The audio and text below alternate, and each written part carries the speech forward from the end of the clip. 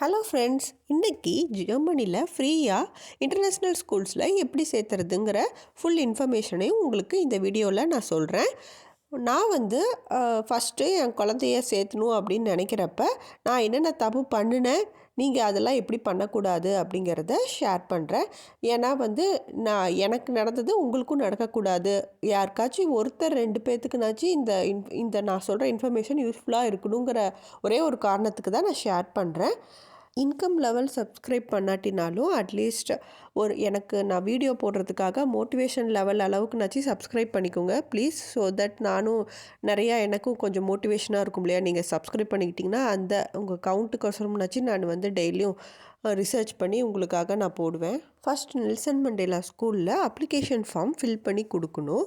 So அதை நீங்கள் மெயில்லையும் அனுப்பலாம், இல்லாட்டி நேரில் போயும் கொடுக்கலாம். ஃபஸ்ட்டு நான் மெயிலில் அனுப்புனேன். எனக்கு நான் ஃபோன் பண்ணி கேட்டாலும் அவங்க டாய்ச்சில் தான் பேசுவாங்க. அப்புறம் நான் பிஸியாக இருக்கேன், நேரில் வாங்க அப்படிங்கிற மாதிரி சொல்லுவாங்க. ஸோ நீங்கள் மெயிலில் அனுப்பி ஃபோன் கால் பண்ணிங்கன்னா அவங்க பிக்கப் பண்ண மாட்டாங்க. ரெஸ்பான்ஸும் உங்களுக்கு என்ன ஆச்சுன்னு சொல்லவும் மாட்டாங்க. ஸோ நீங்கள் என்ன பண்ணுங்கள், டைரெக்டாக நேர்லேயே போயிருங்க. ஸோ நான் ஒரு 1 மந்த் வெயிட் பண்ணி அப்புறமேலு தான் நான் மறுபடியும் நேரில் போய் கொடுத்தேன். பட் நீங்கள் அப்படி பண்ணாதீங்க. ஃபஸ்ட்டே நேரில் போய் கொடுத்தீங்கன்னா உங்களுக்கு ஈஸியாக டைம் கன்சப்ஷன் கம்மியாகும். ஸோ உங்களுக்கு ரிப்ளை கொஞ்சம் சீக்கிரமாக கிடைக்கும். கொடுத்ததுக்கு அப்புறமேலு நீங்கள் நேரில் போய் கொடுத்ததுக்கு அப்புறமேலு அவங்க ஒரு 2-3 வீக்ஸ் வெயிட் பண்ணுங்கள் பொறுமையாக. ஜெர்மனியில் பொறுமை ரொம்ப முக்கியம் மக்களே. ஸோ பொறுமையாக இருந்தீங்கன்னா அதுக்கப்புறமேலு தான் உங்களுக்கு ரிப்ளை பண்ணுவாங்க. அப்புறம் ரிப்ளை பண்ணோன்னா அவங்க எக்ஸாமுக்கு கூப்பிடுவாங்க. ஸோ எக்ஸாம் அப்படின்னா பயப்படாதீங்க, ஒன்றும் இல்லை.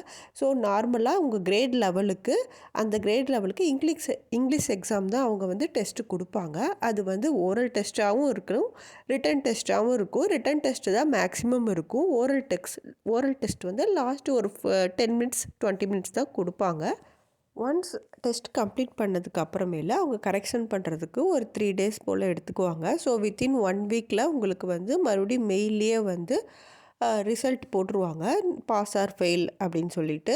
ஸோ நீங்கள் பாஸ் பண்ணிட்டீங்கன்னா கண்டிப்பாக அவங்க அட்மிஷன் ஃபார்ம் கொடுத்துருவாங்க. இது வரைக்கும் தான் உங்களோட ப்ராசஸ் கொஞ்சம் ஸ்லோவாக இருக்கிற மாதிரி இருக்கும். இனிமேல் ஒன்ஸ் அவங்க பாஸ் ஆனதுக்கப்புறமே இம்மிடியேட்டாக நெக்ஸ்ட் டேவே இல்லை ஒரு 2 டேஸ் கழிச்சே அவங்க அட்மிஷன் கொடுத்து வாங்க ஸ்கூலுக்கு அப்படின்னு சொல்லிட்டு கூப்பிட்டுக்குவாங்க.